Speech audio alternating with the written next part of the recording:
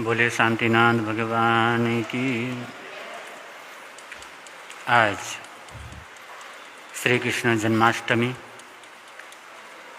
वासुदेव कर्मयोगी भगवान श्री कृष्ण को स्मरण करने का पवित्र दिवस है। आप सबको उसकी मंगल कामनाएं, शुभकामनाएं। उस संबंध में कुछ बात करें। उससे पूर्व श्रुत देवी, ज्ञान की देवी माँ शारदा का स्मरण करते हैं। प्रेम से बोलेंगे, हे शारदे माँ, हे शारदे माँ, हे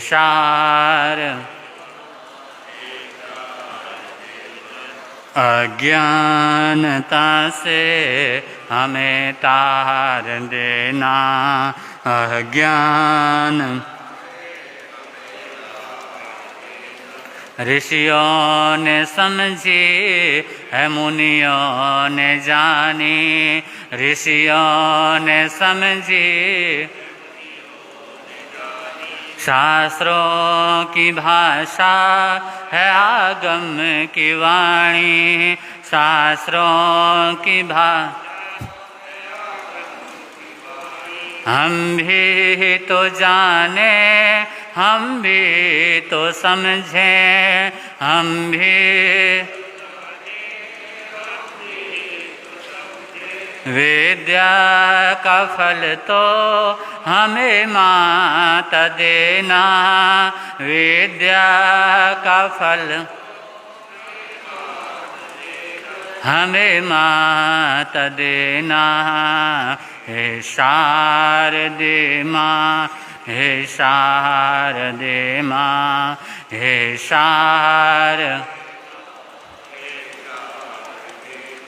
अज्ञानता से हमें तार देना। अज्ञान हृदय के कमल पर पधारो हे माता।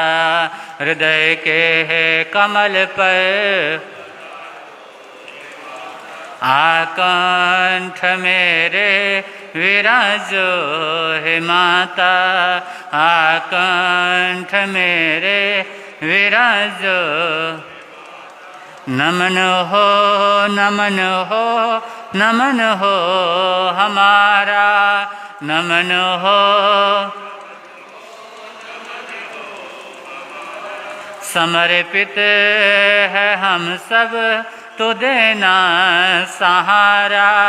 समर्पित है हम, तो देना सहारा। हे शारदे माँ, हे शारदे माँ, हे अज्ञानता से हमें तार देना। अज्ञान वंदन करूं अरिहंत को, सिद्धन करूं प्रणाम। आचार्य उपाध्याय का ले सुखकारी नाम। सर्व साधु सरस्वती दया धर्म सुखकार। महावीर भगवान को वंदन बारंबार। नमन करूं गुरुदेव जी, नमन करूं सब संत। नमन करूं शुद्ध धर्म को है उपकार अनंत। जय श्री कृष्ण। उपस्थित धर्म प्रेमी सज्जनों, ममताशील माताओं बहनों,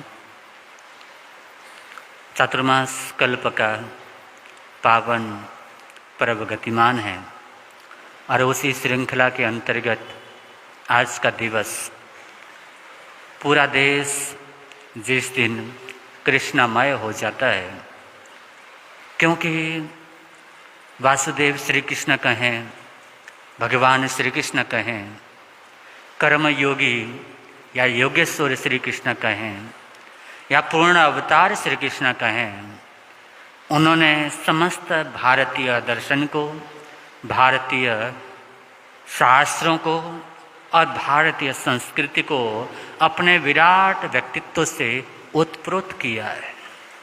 इतने रस भरे हैं, एक रस में भी गोता लगा लें तो जीवन धन्य धन्य हो जाए। इतना अद्भुत उनका व्यक्तित्व है, उनका जीवन है। इसलिए चाहे जैन दर्शन हो, चाहे बौद्ध दर्शन हो, वैदिक दर्शन हो, प्रत्येक भारतीय दर्शन के अंतर्गत कृष्ण की बड़ी महिमा है, कृष्ण की बड़ी गरिमा है। कुछ भिन्नताएं हैं, कुछ अंतर है, लेकिन कुल मिलाकर के इतना है कि कृष्ण का व्यक्तित्व बड़ा अद्भुत है, भगवत स्वरूप है। और उनके संबंध में, क्योंकि पर्युषण पर्व के लगभग 5 दिवस तक हम वासुदेव कर्मयोगी श्री कृष्ण के व्यक्तित्व की क्या करते हैं, बात करते हैं श्रीमद् अंतर्गर्दशांग सूत्र के माध्यम से। लेकिन आज क्योंकि कर्मयोगी वासुदेव भगवान श्री कृष्ण, उनका जन्मोत्सव है, जन्माष्टमी पूरा देश बड़े हर्ष के साथ में मना रहा है, तो उनके संबंध में जिस रीति रिवाज के कारण से, जिस संस्कृति के कारण से जन्माष्टमी पर्व मनाया जाता है मूलतः वैदिक परंपरा के अनुसार से, तो उसकी हम आज क्या करते हैं, बात करते हैं।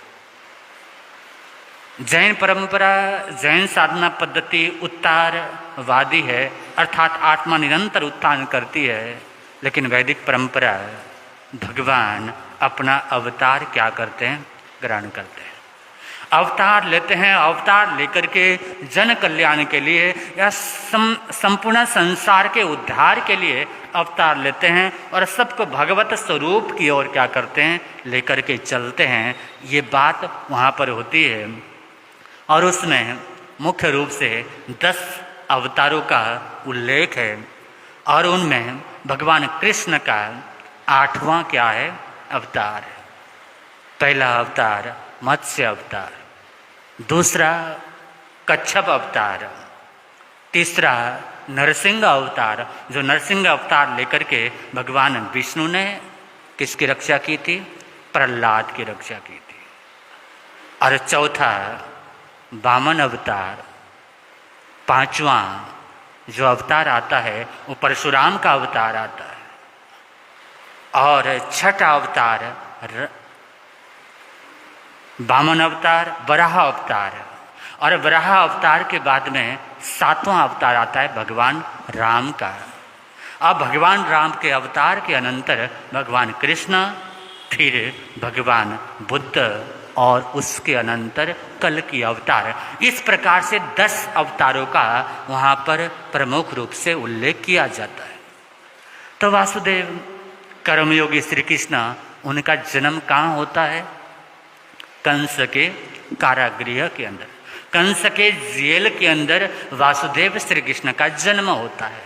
लेकिन हमने कल ही स्वतंत्रता दिवस मनाया और वो कंस के जेल में जन्म लेते हैं और जन्म लेने के साथ सारे ताले, सारे दरवाजे क्या कर जाते हैं, टूट जाते हैं, सारे दरवाजे खुल जाते हैं और वसुदेव स्वयं अपने हाथों से बालक को ले जा करके नंद बाबा के यहाँ पर क्या करते हैं, छोड़ते हैं। कितने अद्भुत बात है, जन्म के साथ कितना अद्भुत सिद्धांत दिया उन्होंने, कितनी गहरी बात कही है कि हम जो भी जीव इस संसार में जन्म लेता है ना, वो जेल में जन्म लेता है, जेल में जन्म लेता है। यही मान्यता जैन संस्कृति भी कहती है। आयुष्य कर्म को क्या रूप मानते हैं, आयुष्य कर्म को जेल का ही रूप मानते हैं। आयुष्य कर्म को जेल के उदाहरण से समझा जाता है। जब तक आयुष्य कर्म है तब तक आपको इस संसार में क्या करना होता है, रहना होता है। लेकिन भगवान के साथ हो जाओगे, भगवान के भक्ति में लग जाओगे या भगवान के समीप चले जाओगे, जेल के दरवाजे अपने आप क्या कर जाएंगे, टूट जाएंगे। भक्ति मात्र नाम लेने की कला आ जाए, जेल के दरवाजे खुल जाएंगे और आप सिद्ध बुद्ध मुक्तत्व की ओर चल पड़ोगे। कितनी अद्भुत संदेश, कितना प्यारा संदेश। और स्वतंत्रता किसको बोलते हैं, उसका संदेश एक परतंत्र की बेड़ियों से, परतंत्रता की गुलामी से निकल करके, उस जेल से निकल करके स्वतंत्र जीवन जीने का आधार भगवान कृष्ण। कहते हैं उनको मारने का कंस ने बहुत प्रयास किया। बकासुर, अगासुर, पता नहीं कितने असुर उनके पास में भेजे, जो विविध प्रकार के अहंकार के, वासना के रूप हैं। उसके बाद में कंस भेजता है किसको, पूतना को। भगवान कृष्ण के जन्म होने के 6 दिन बाद, चतुर्दशी के दिन, वो कंस भेजता है पूतना को। अब पूतना कौन थी, एक राक्षसी थी। राक्षसी थी, लेकिन एक सुंदर युवती का, सुंदर महिला का रूप धारण करके क्या करती है, जाती है। इसका अर्थ क्या है, इसका अर्थ है जितने भी संसार में राक्षसी वृत्तियां हैं, वो अगर कहीं अच्छे व्यक्तियों को लेने के लिए जाती है तो उसको सबसे पहले लुभाने का प्रयास करती है। लुभाने के लिए एक सामान्य, साधारण या सुंदर स्त्री, अर्थात आपकी वासना जगे, आपकी कामना जगे, ऐसा प्रयास, ऐसी माया, ऐसा प्रपंच रच के वो सारी वासनाएं, सारे विकार, सारी कामनाएं व्यक्ति के सामने क्या होती है, प्रकट होती है। जो आपके मन को रिझाती है, जो आपके हृदय को रिझाती है, जो आपको विचलित करना चाहती है। और वो पूतना आती है और कहती है किससे, यशोदा मैया से, इस बच्चे को मैं थोड़ी देर गोद में ले लूं। और गोद में लेने के लिए यशोदा मैया देखती है कि सब लेना चाहते हैं, मेरा बड़ा प्यारा कान्हा है, इतना अच्छा कृष्ण है, इसको कौन गोद में लेना नहीं चाहेगा। तो कहती है ले लो। जब पूतना उनको गोद में लेने की आज्ञा देती है, कहते हैं कृष्ण पालने में है, वो लेना चाहती है, लेकिन बार बार कृष्ण अपना मुख पलटते हैं। कभी वो दाईं तरफ जाती है तो बाईं तरफ हो जाते हैं, पूतना बाईं तरफ जाती है तो दाईं तरफ हो जाते हैं। 5-6 बार उन्होंने ऐसा किया। और ऐसा करने के अनंतर आखिर में वो पूतना अपनी गोद में लेती है और अपना सुंदर रूप धारण किया हुआ है, और वो अपना स्तनपान कराना क्या करती है, आरंभ करती है। जब स्तनपान कराती है, किसको, यज्ञेश्वर को, कृष्ण को, और वो स्तनपान करते हैं, भगवान के नाम के अंदर इतनी शक्ति है जो जहर को क्या कर देता है, अमृत कर देता है। वो तो इसलिए कि मेरे स्तन में क्या है, जहर है, मैं इसको क्या कर डालूंगी, मार डालूंगी। इस भावना से कृष्ण को मारने के लिए पूतना आई थी कंस की अनुशंसा पर।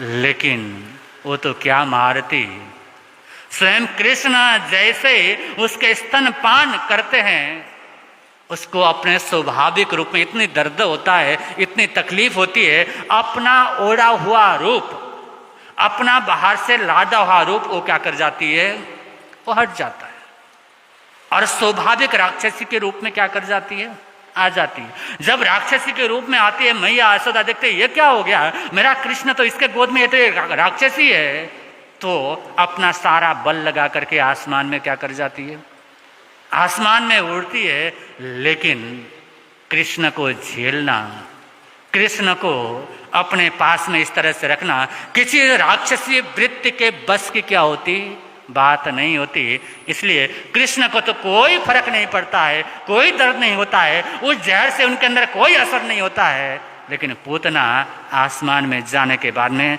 स्वतः क्या कर जाती है, नीचे बगीचे में, कंस के बगीचे में क्या कर जाती है, गिर जाती है, और उसके ही गोद पर कृष्ण क्या कर रहे होते हैं, खेल रहे होते हैं। पूतना जिसमें पवित्रता नहीं है, वो जहां पर पवित्रता नहीं है, वो जिसमें विकार है, जिसमें कामना है, जिसमें संसार है, ऐसी वृत्ति वाला व्यक्ति भगवत स्वरूप को प्राप्त क्या कर सकता, नहीं कर सकता। उसको सबसे पहले उन वृत्तियों को छोड़ना होगा। जब तक उन वृत्तियों को नहीं छोड़ता है तब तक भगवत स्वरूप तक क्या करता है, पहुंचता नहीं है। तो कितनी अद्भुत घटना नन्हे से बालक कान्हा के साथ में, कितना प्यारा संदेश कृष्ण ने दिया कि कोई भी राक्षसी वृत्ति जिसमें भगवत का स्वरूप हो उसके साथ कोई खिलवाड़ क्या कर सकता, नहीं कर सकता। एक और उदाहरण, जब यमुना के किनारे बच्चे गेंद से क्या कर रहे थे, खेल रहे थे। गेंद से बच्चे खेलते हैं तो उस समय गेंद पानी में, यमुना में चली जाती है और यमुना की तरफ जाने की किसी बच्चे में हिम्मत नहीं है। क्यों? क्योंकि वहां पर कालिया नाग रहता, और कालिया नाग जिसके 5 फन है, ऐसा भयंकर नाग, और वहां का यमुना का पानी लेने से भी गोकुलवासी क्या करते हैं, डरते हैं, ले नहीं पाते हैं, उतना भयंकर नाग है। और कृष्ण जाते हैं गेंद के लिए तो कालिया नाग उनको डसने का क्या करता है, प्रयास करता है। कालिया नाग डसने का प्रयास करता है, लेकिन कृष्ण को क्या डसेगा, सब देख करके हैरान हैं, आश्चर्यचकित हैं। उस कालिया नाग के 5 फन के ऊपर कृष्ण क्या कर रहे हैं, नृत्य कर रहे हैं। उसको साध लिया है, कालिया नाग को साध करके उसके फन के ऊपर नृत्य कर रहे हैं। ये पंचमुखी कालिया नाग किसका प्रतीक है? पंचमुखी कालिया नाग प्रतीक है आपकी पंच इंद्रियों का। पंच इंद्रियां अगर आपके बस में नहीं है, पंच इंद्रियां अगर आपके संयम में नहीं है, तो वो पंच इंद्रियों के माध्यम से जहर ही क्या करते हैं, हम फैलाते हैं। जहर ही अपने भीतर लेकर के आते हैं। लेकिन जैसे ही पंच इंद्रियों को वश में करते हैं तो पंच इंद्रियों के ऊपर आप नृत्य करने की शक्ति आ जाती है। आप पंच इंद्रियों के ऊपर जब नृत्य करते हैं तो कृष्णमय हो जाते हैं। कालिया नाग के 5 फन, उसके ऊपर नृत्य करने का यही संदेश है कि तुम अपने जीवन में सफल होना चाहते हो ना, तो अपने इंद्रियों के वशीभूत न हो, बल्कि इंद्रियों को अपने वश में करो। अगर इंद्रियों को अपने वश में किया तो कोई दुख क्या कर सकता, आपको नहीं दे सकता। आपका शरीर भी स्वस्थ रहेगा, मन भी स्वस्थ रहेगा। जितना भी पाप कर्म में व्यक्ति लगता है वो पंच इंद्रियों के वशीभूत होकर के लगता है। अगर पंच इंद्रियों को वश में कर ले, यही तो संवर की साधना है, यही तो सामायिक की साधना है। और पंच इंद्रिय वश में आ जाए तो भगवान अर्थात कृष्ण या आपका कृष्ण रूप आपसे क्या है, दूर नहीं है। कितनी अद्भुत बात है, कितनी प्यारी बात है। तो ऐसा अद्भुत अनोखा कृष्ण का व्यक्तित्व है। कृष्ण एक तरफ बाल रूप में एक प्रेम का उदात्त स्वरूप प्रस्तुत करते हैं और कृष्ण बताते हैं कि आप नृत्य करते हुए भी कैसे धार्मिक हो जाते हैं। गोपियों के साथ में रास करते हैं, लेकिन रास करते हुए अनंत परमात्मा की ओर आप कैसे जा सकते हैं, उसमें तल्लीन कैसे हो सकते हैं, ये कला कोई सिखाता है तो कृष्ण सिखाते हैं। युद्ध करना है, युद्ध करते हुए भी कैसे युद्ध करना है, ये कोई तरीका सिखाते हैं तो कौन सिखाते हैं, कृष्ण सिखाते हैं। युद्ध करते हुए युद्ध के मैदान में, युद्ध के कुरुक्षेत्र में, वरना कुरुक्षेत्र जहां पर युद्ध हो रहा हो, कुरुक्षेत्र जहां पर युद्ध हो रहा हो, जहां मारकाट मची हुई हो, जहां पर पाप का तांडव हो, उसमें धर्म कैसे हो सकता है। लेकिन कहते हैं क्या, धर्म क्षेत्र कुरुक्षेत्र, धर्म क्षेत्र है कुरुक्षेत्र। एक युद्ध के मैदान में आप न्याय के लिए लड़ते हैं, न्याय के लिए युद्ध करते हैं। वो युद्ध करते हुए धार्मिक हो सकते हैं और उस युद्ध के मैदान के अंदर भगवत गीता का क्या हो सकता है, जन्म हो सकता है। ये कौन बताता है, और कृष्ण बताते हैं। चोरी करते हैं तो किसकी चोरी करते हैं, माखन की चोरी करते हैं। मक्खन कैसा होता है, भीतर से भी मुलायम और बाहर से भी मुलायम। अगर चोरी ही करना है तो माखन की तरह अपने हृदय को मक्खन की तरह बनाओ और ऐसे हृदय को चुराने का प्रयास करो। इस माखन चोर का मतलब क्या है? कितने गहरी बातें हैं, कितना गहरा अद्भुत संदेश है। इसलिए कहते हैं भगवान कृष्ण क्या महाभारत के अंतर्गत, श्रीमद् भागवत गीता के अंतर्गत कहते हैं, यदा यदा ही धर्मस्य ग्लानिर्भवति भारत अभ्युत्थानम अधर्मस्य तदात्मानं सृजाम्यहम् परित्राणाय साधूनां विनाशाय च दुष्कृतां धर्म संस्थापनार्थाय संभवामि युगे युगे।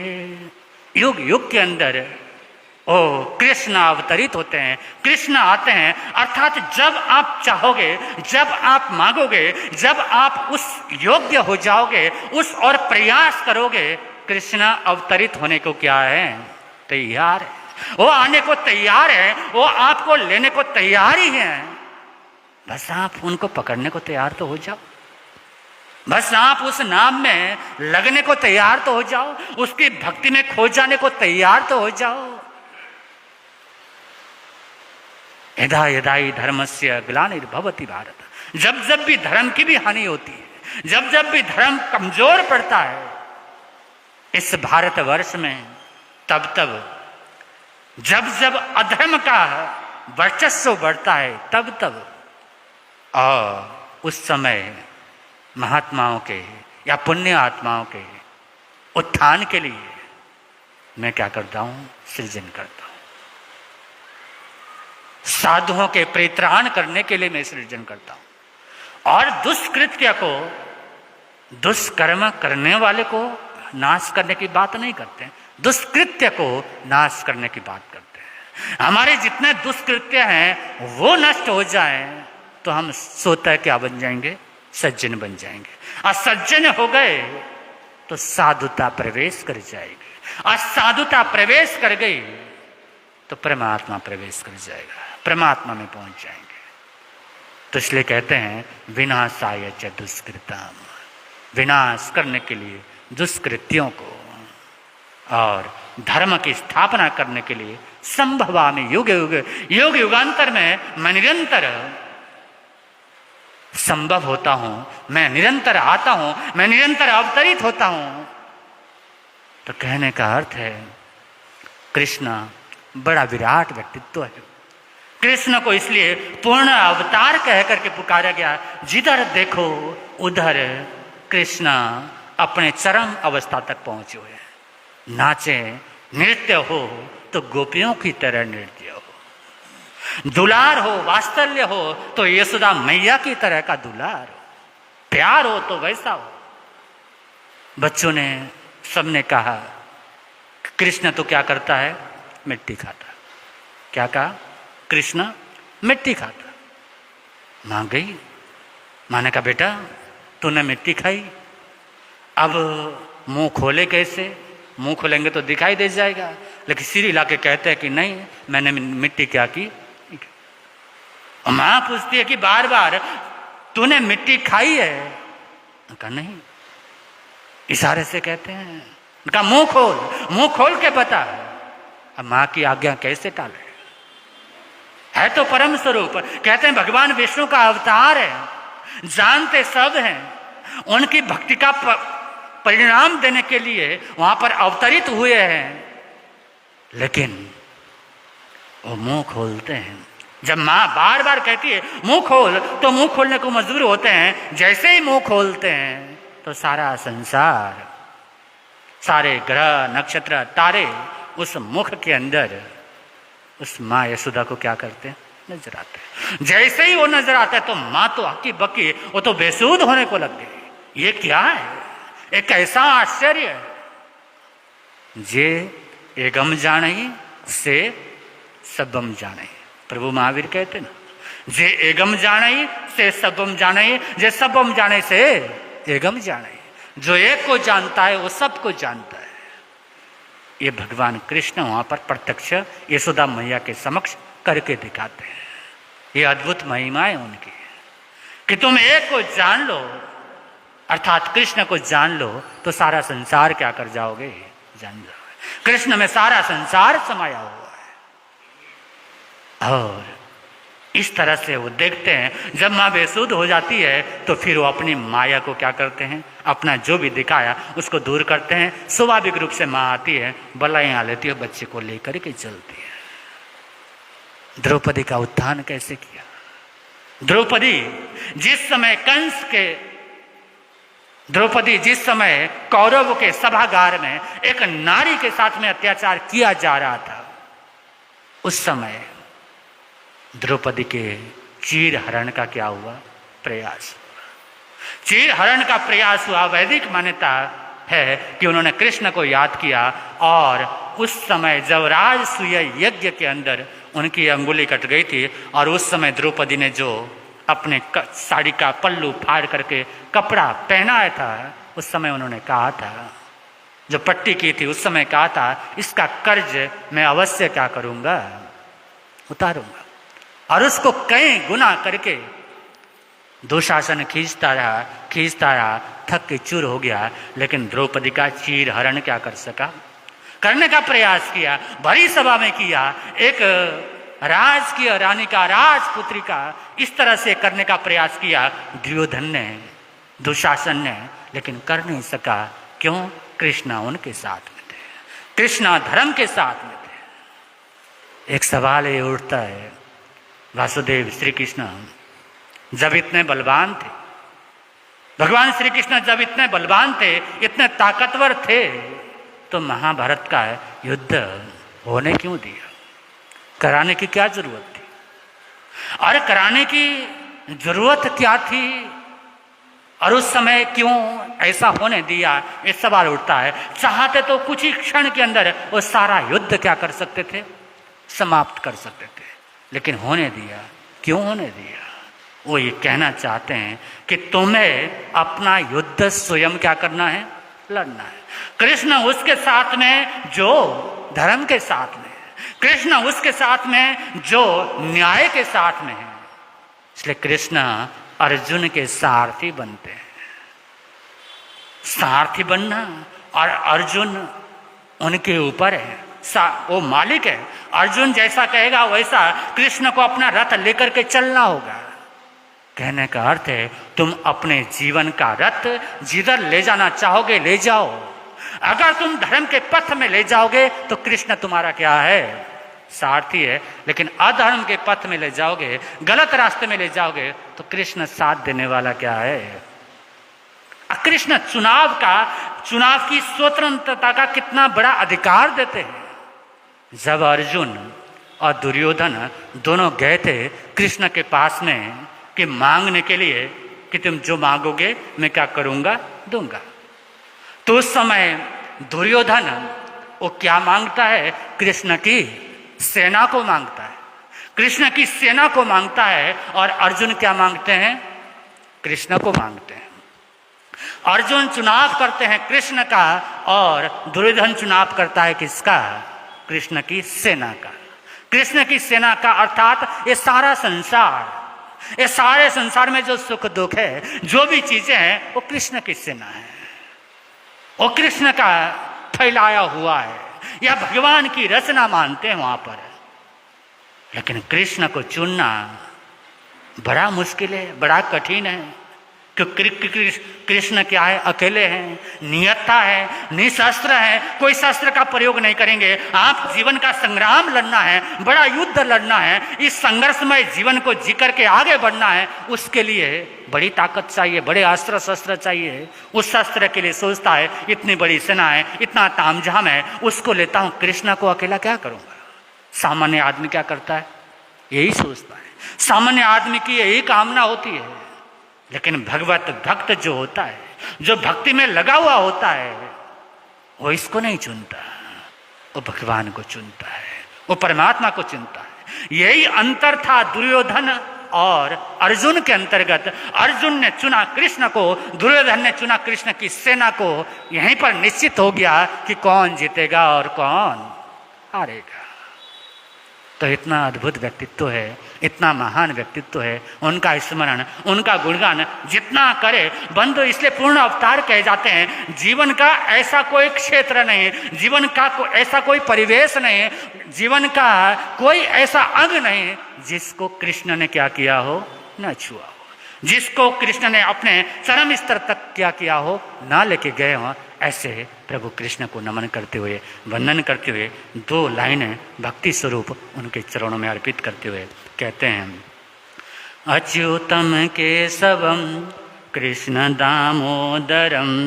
बोलो, अच्युतम केशवम कृष्ण दामोदरम राम नारायणम जानकी वल्लभम। अच्युतम केशवम कृष्ण दामोदरम राम नारायणम जानकी वल्लभम। कौन कहते हैं भगवान आते नहीं, कौन कहते हैं भगवान आते नहीं, तुम मीरा के जैसे बुलाते नहीं, तुम मीरा के जैसे बुलाते नहीं। अच्युतम केशवम कृष्ण दामोदरम, अच्युतम केशवम कृष्ण दामोदरम राम नारायणम जानकी वल्लभम, राम नारायणम जानकी।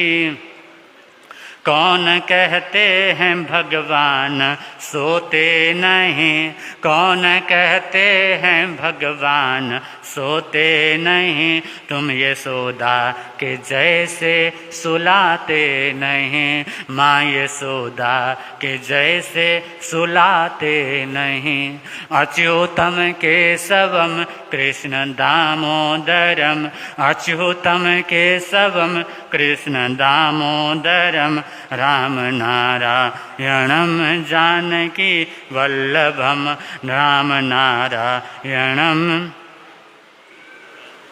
कौन कहते हैं भगवान खाते नहीं, कौन कहते हैं भगवान खाते नहीं, बेर शबरी के जैसे खिलाते नहीं, बेर शबरी के जैसे खिलाते नहीं।